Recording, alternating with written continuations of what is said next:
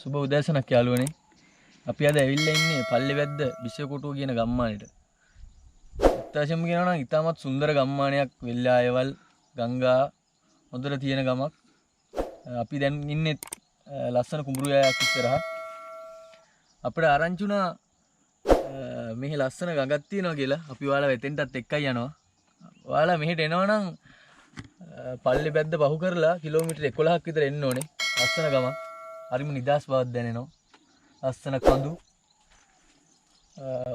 ගොවිතැන් කරන කට්ටිය තමයි ගොඩක් ඉන්නේ මේ පැත්තේ.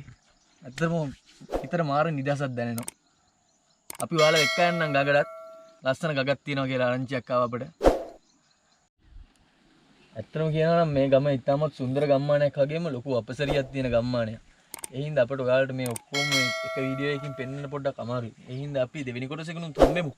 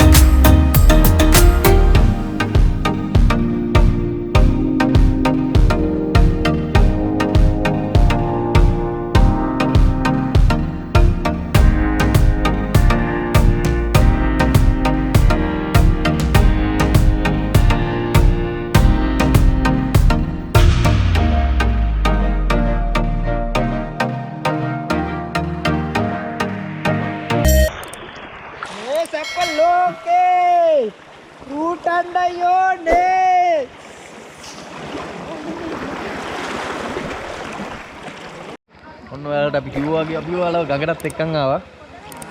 ඇත්තටම ලස්සන තැනක්. ඔයාලට ඕන නම් පුළුවන් මෙතන ගලේ ලිස්සලා යන්න. ඒ වගේම අපි දෙවෙනි වීඩියෝ එකෙන් හම්බුනේ මේ මෙතන තියෙන ලස්සන තැන් ටිකක් තව මේ ගමේ. ඒ ටිකිනුත් අපි හම්බෙමු. එහෙනම් කොල්ලෝ අපි අදට නවතිමු. එහෙනම් කොල්ලෝ අපි ගියා.